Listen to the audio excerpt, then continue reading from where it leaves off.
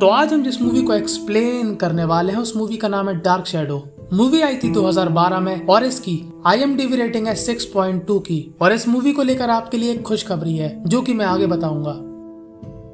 तो movie start होती है 1760 में, जहां पर हमारा हीरो बता रहा होता है कि परिवार ही सब कुछ है। हमारे हीरो का नाम होता है बारबनेस कॉलिन और हम बारबनेस को बुलाएंगे कॉलिन।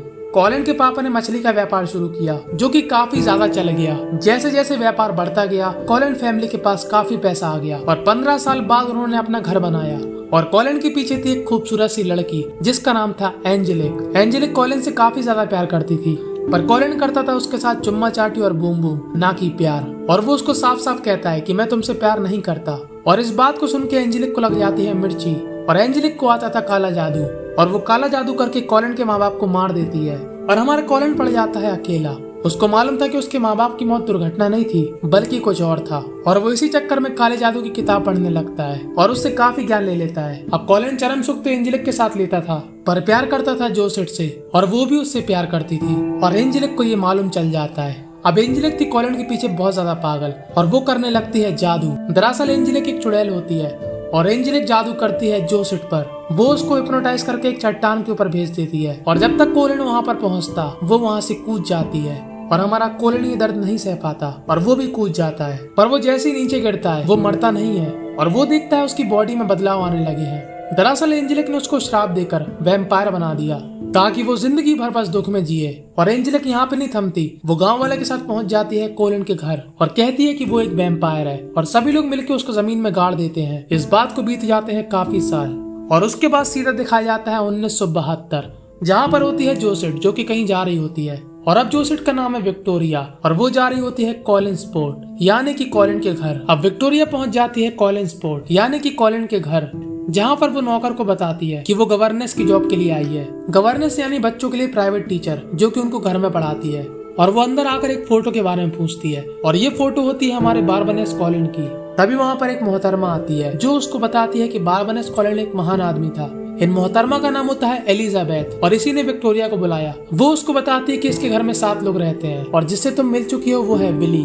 अब जिस लड़के को वो पढ़ाने आई है उसका नाम है डेविड। डेविड की माँ बचपन में मर चुकी है जिसका नाम था लॉरा। और मैं पहले भी कह चुका हूँ ये लोग नाम ऐसे ही रखते हैं। एलिजाबेथ बताती है कि डेविड कहता है कि उसको उसकी माँ दिखती है। एलिजा उसको अपनी बेटी से मिलाती है जिसका नाम होता है कैरोलिन। कैरोलिन होती है थोड़ी खड़ूस टाइप की, उसको सिर्फ अपने से मतलब है, बाकी दुनिया की बीप बीप। अब ये सब लोग खाना खाते हैं जहाँ पर हमें ये आदमी दिखाया जाता है, इसका नाम होता है रॉजर। ये एलिजाबेथ का भाई होता है और डेविड का पापा। तभी वहाँ पर एक और मोहतरमा आती है। इन मोहतरमा का नाम है जूलिया जो कि एक डॉक्टर है, पर दरअसल डॉक्टर की जरूरत इसी को है। तभी वहाँ पर आता है डेविड जो विक्टोरिया को उसकी माँ के बारे में बताता है कि वो उसको दिखती है। तभी कैरोलिन को गुस्सा आ जाता है और वो उससे कहती है चुप्पे भूतिए। अब खाना खाने के बाद विक्टोरिया जाती है अपने कमरे में जहाँ पर कोई भूत की तरह खड़ा होता है। विक्टोरिया को लगता है वो डेविड है, पर वो जैसे ही कपड़ा हटाती है वहाँ पर होती है जोसेट और वो विक्टोरिया से कहती है वो आने वाला है। पर विक्टोरिया को बिल्कुल भी डर नहीं लगता कि वो एक भूत है, क्योंकि यहाँ पर अगर कोई और होता तो उसका डायपर चेंज करना पड़ता। अब जोसेट कहीं पर जाने लगती है और विक्टोरिया उसके पीछे पीछे आती है। जोसेट एक झूमर के पास वैसे ही गिरती है जैसे वो पहले चट्टान से गिरी थी।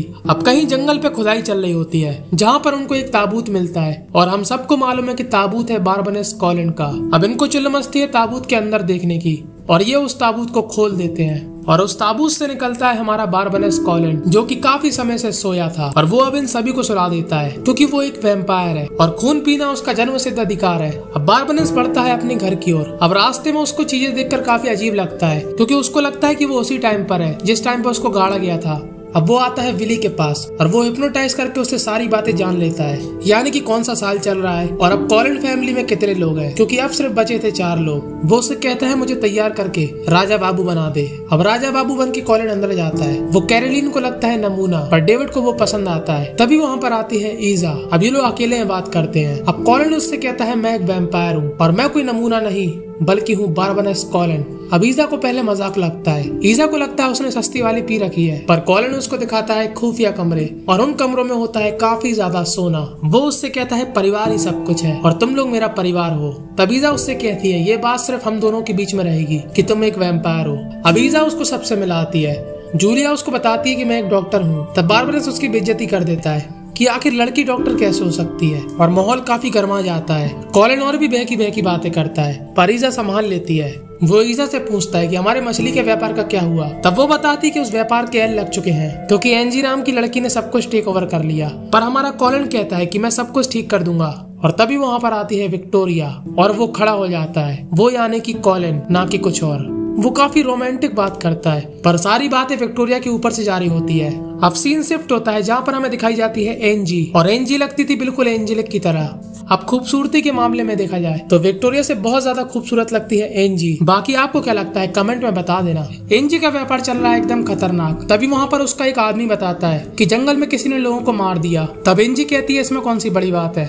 तब वो कहता है उन मजदूरों के किसी ने गले पे काटा, और एंजी तुरंत वहाँ पे पहुंच जाती है और उसको दिखता है ताबूत खाली, और वो सीधा जाती है कॉलिन के घर। कैरोलिन एंजी को देखकर थोड़ा अजीब रिएक्ट करती है और इसके पीछे भी एक रीजन होता है जो कि आपको आगे मालूम चलेगा। और तभी वहाँ पर आ जाता है बारबनेस। वो उसको देख के एकदम चौंक जाता है और काफी गुस्से में आ जाता है, और वो उससे कहता है मुझे तुमसे अकेले में बात करना है। और एंजी मान जाती है और अब हमको लगता है कमरे में होगी भयंकर फाइट। पर यहाँ पर कॉलिन का हो जाता है मामला टाइट क्योंकि कमरे में घुसते साथ एंजी उसको किस करने लगती है और कॉलिन पड़ जाता है ठंडा। पर वो फिर गुस्सा होने लगता है। वो उससे कहता है मैं 200 साल तक बंद था। वो कहती है तुम झूठ बोल रहे हो क्योंकि 200 में 4 साल कम थे। और वो पर्दा खोल के चली जाती है क्योंकि धूप से वैम्पायर को एलर्जी है। और कॉलिन डिसाइड करता है दोबारा बिजनेस शुरू करने का, मछली का, और वो अपने धंधे को बढ़ाने लगता है। अगर कोई मानता है तो ठीक है, और अगर कोई नहीं मानता तो उसको वो हिप्नोटाइज कर लेता है। अब कॉलिन एक दिन लैम्प को घूर रहा होता है और तभी वहाँ पर जूलिया आ जाती है और वो उससे कहती है तुम मेरे ऑफिस में आओ, क्योंकि जूलिया को वो दिमाग से थोड़ा किर्र लगता था।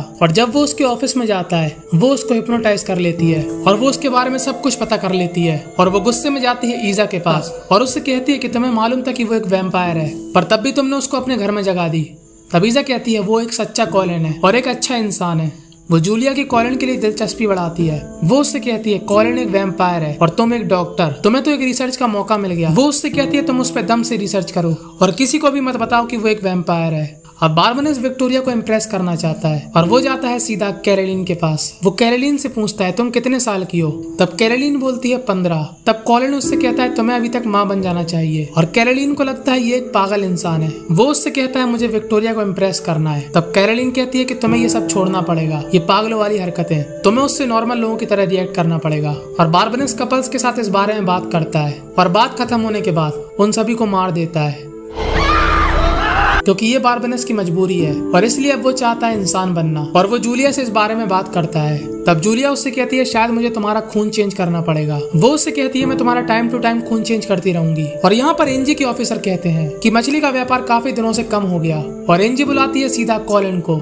एनजी उससे कहती है मुझे मालूम है तुम लोगों को अपने वश में कर रहे हो, तुम चाहो तो मेरे साथ भी बिजनेस कर सकते हो। तब कॉलिन कहता है बिल्कुल भी नहीं, तेरी ऐसी की तैसी। पर तभी एनजी ब्रह्मास्त्र चलाती है। वो कॉलिन के नरम नरम हाथों को अपने अनमोल रत्नों पर रख देती है। वो उससे कहती है मैं काफी अकेली पड़ चुकी हूँ और काफी सालों से बूम बूम नहीं किया। और बातों ही बातों में वो कॉलिन के कौवे को पकड़ लेती है और कॉलिन हमारा घबरा जाता है। पर एनजी का मन बन चुका है और वो अपने और उसके कपड़े खोलकर उसके सामने लेट जाती है और उसे अपनी गहराइयां दिखा देती है। और कॉलिन अपने आप पे कंट्रोल नहीं कर पाता और वो उन गहराइयों में खो जाता है। अब एक थी चुड़ैल और दूसरा था वैम्पायर, तो जाहिर सी बात है बूम बूम होगा अलग ही लेवल का। गमले टूट जाते हैं, टेबल टूट जाती है, दीवारें तहस नहस हो जाती हैं और आखिर में ऑफिस की हालत कुछ ऐसी हो जाती है। और एनजी फिर से उससे एक बात पूछती है कि क्या तुम मुझसे प्यार करते हो। पर बारबनेस फिर से मना कर देता है और वहाँ से जाने लगता है। वो उससे कहती है अगर मैं तुम्हें पा नहीं सकती तो मैं तुम्हें मिटा दूंगी। अगले सीन में कैरोलिन उससे कहती है कि हमें घर पे एक पार्टी रखना चाहिए और कॉलिन यहाँ पे मान जाता है और ये लोग काफी बड़ी पार्टी रखते हैं। उस पार्टी में कॉलिन को मालूम चलता है कि डेविड के पापा का अफेयर चल रहा है। अब वो इस बारे में सोच ही रहा होता है, पर तभी वहाँ पर आ जाती है उसकी सपनों की रानी विक्टोरिया और वो उसके सामने घबराने लगता है। तब विक्टोरिया उसको बताती है कि उसने बचपन से काफी बुरे दिन देखे। वो उससे कहती है मेरे माँ बाप ने मुझे पागल खाने में डाल दिया। वो बचपन से एक आत्मा को देख सकती थी और वो आत्मा थी जोसेट की, और इसलिए वो जोसेट से डरी नहीं थी क्योंकि वो उसको बचपन से देख रही थी। पर जब मैं बड़ी हो गई तो वहाँ से भाग कर आ गई और जॉब की तलाश में आ गई कॉलिन स्पोर्ट। और मुझे ऐसा लगता है कि मैं तुम्हें वर्षों से जानती हूँ। और मामला काफी रोमांटिक हो जाता है और दोनों करने लगते हैं किस। और तभी पार्टी में आ जाती है एनजी और वो सीधा जाती है कॉलिन के पास। पर वो कॉलिन और विक्टोरिया के नजारे देख लेती है और उसकी जल के ज्वालामुखी हो जाती है और वो वहाँ से गुस्से में चली जाती है। अब बारबनेस पड़ चुका था विक्टोरिया के चक्कर में और उसको अब बनना था इंसान। और वो सीधा जाता है जूलिया के पास कि उसे इंसान बना दो। पर यहाँ पर कुछ और ही चल रहा होता है। अब यहाँ पर कॉलिन को लगता है जूलिया उसको इंसान बना रही, पर जूलिया उसको अलग ही चूरन चटा रही। वो कॉलिन का खून लेकर अपनी बॉडी में डाल रही ताकि वो कॉलिन की तरह अमर हो जाए।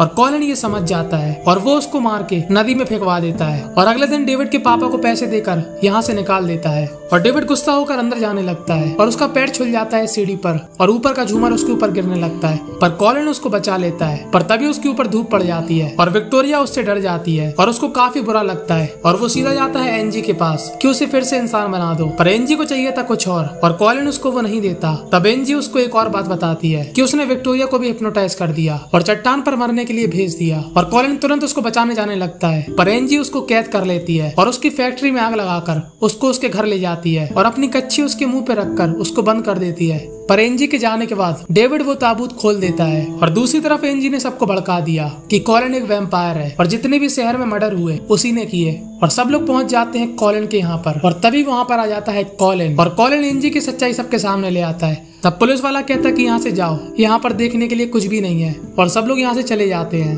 और अब होती है घर में भयंकर लड़ाई। और जब कॉलिन हारने लगता है तब वहाँ पर आ जाती है जोसलीन और जोसलीन एकदम बदल जाती है। दरअसल एनजी ने उसको श्राप दिया था और वो शुरू से ही ऐसी थी और इसलिए वो थोड़ा अजीब रिएक्ट करती थी।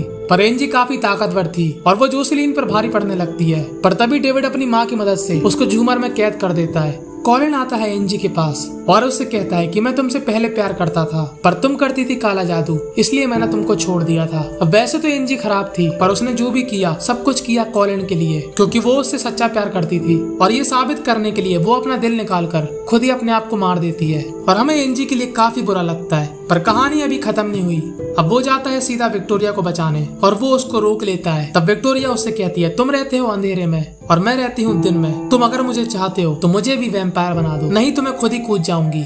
तब कॉलिन उससे मना करता है और वो कूद जाती है, पर बारबरस गिरते हुए उसको काट लेता है और दोनों करते हैं वैम्पायर वाली किस। पर आखिरी में हमको दिखाई जाती है जूलिया, जिसकी खुल जाती है फट से आंखें। और बस यहीं पर ये मूवी दी एंड हो जाती है। तो आपको मूवी की एक्सप्लेनेशन कैसी लगी कमेंट करके जरूर बताना। और आपको एनजी के लिए कितना बुरा लगा आप कमेंट में वो भी बता सकते हो। और मैंने बोला था कि इस मूवी को लेकर एक खुशखबरी है कि इस मूवी का मजा आप हिंदी में भी ले सकते हो।